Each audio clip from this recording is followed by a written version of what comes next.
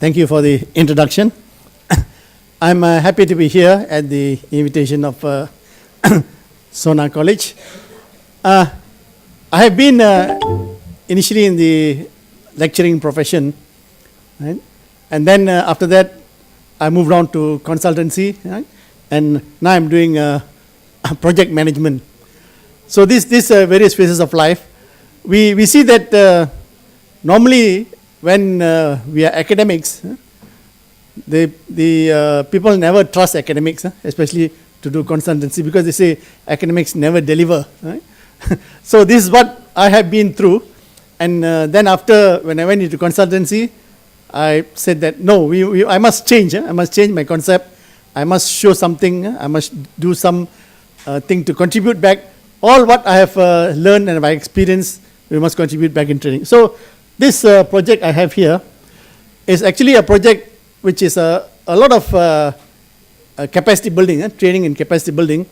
And I find that this approach, I mean, it's not my approach, it's the approach of UNIDO, is very good in actually making the industry people, and by industry is not necessarily industry, it also can be the commercial sector, making them involved in the project and then making them actually train to do energy management. So energy management is very important. I think you have heard all the previous speakers saying it. So this is just a reinforcement of that. Yeah, so although this is of course the experience in the Malaysian sector, but again it can apply to any country. And although it's industrial, as I said, it's also industrial as well as commercial, right? Okay, next one. Now, this project is actually the project of UNIDO, and UNIDO has, if you look at the global challenges, it addresses the global challenges.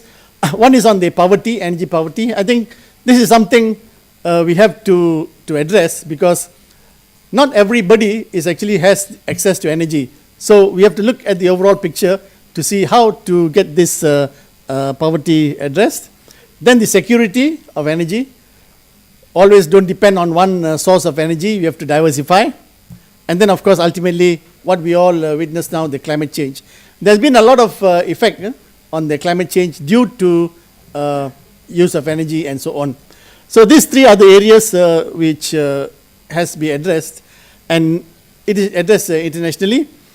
And we said that the access to energy is a prerequisite for poverty reduction and achievements of the Millennium Development Goals. This is the development goals of United Nations. So they have this in mind, that there must be sufficient access to energy. I mean, it's worldwide, it's not only just one country per se, right?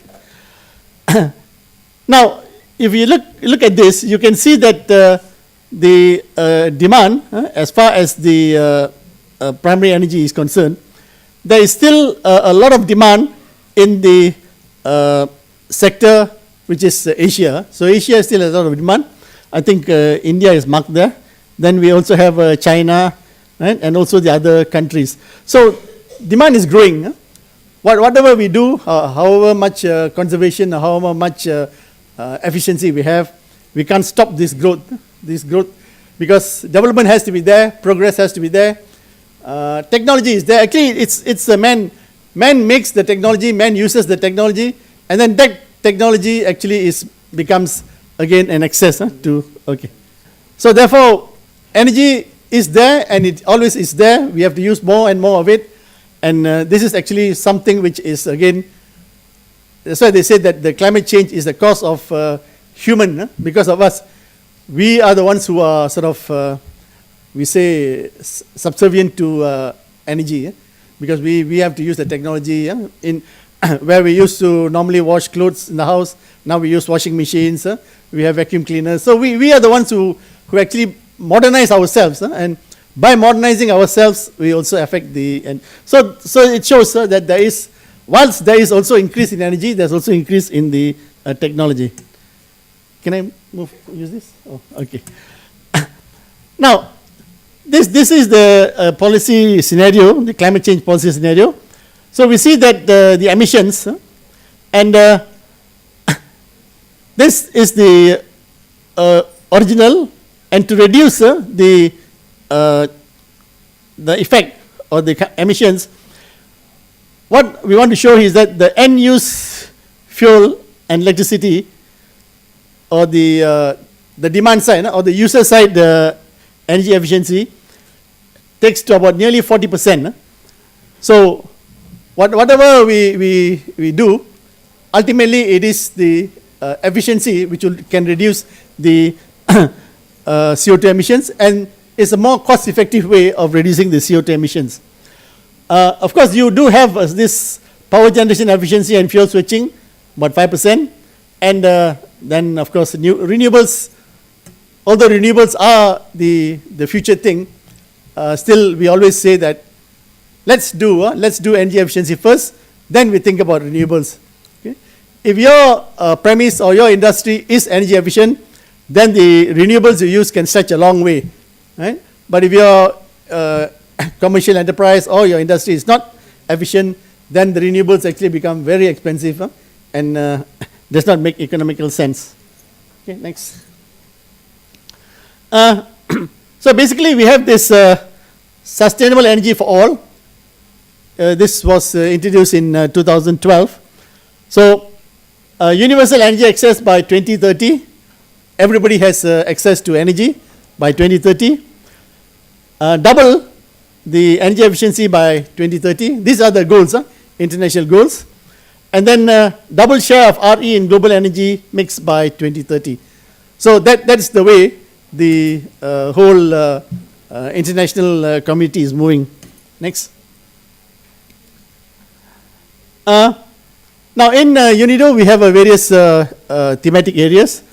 So one of the main thematic area is industrial energy efficiency, and here we have this energy management systems and standards. Now energy management system and energy monitoring system, somehow they use the same ENMS or EMS, so that's why sometimes it's very confusing. So when we refer to ENMS, it's actually energy management system. There is also EMS, which was the environmental management system. So this acronym has a lot of difficulty. But in this context, when I put ENMS, is actually energy management system. Okay? Then of course there is this renewable energy technologies, which is also part of the climate change area. Then the low carbon and advanced technologies. And these are the services, which is the backup services to support the thematic areas. Next. So I'll just touch on this project. So this project is again a project which is being implemented in a few countries. And the basic objective, carry on. Basic objective is to promote energy efficiency improvements. One is through the National Energy Management Standard. Many countries have been having this national energy management standards, their own standards in each country. But I think it was just introduced by the last speakers. This ISO 50001 has come, which is the international standard. So most of the countries have moved from their standard into this ISO. And as we all know, ISO is actually is not mandatory. Any ISO is not mandatory, but it gives you good practices or best practices. So it is something good for everyone to follow. And the certification is not necessary. Certification is only if you want to feel that, yes, I have got this ISO 50001. Or maybe for industries, for trade purposes and so on, they want ISO 50001. But it is something which is good practice, and it is always useful to have. It's like a benchmark. That means if you have confined or conformed to the ISO standard, then you are at least at a good level. And then we also talk about system optimization.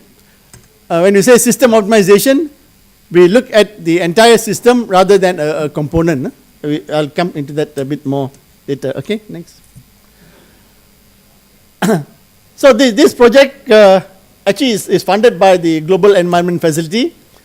UNIDO is the implementing agency, and we always have an executing agency in the country. In the Malaysia is the Malaysian International Trade and Industry, that's MITI, and all the government sort of department and ministries are partners. So it is an national project, but it is sort of catalyzed or pushed by the this global environment facility.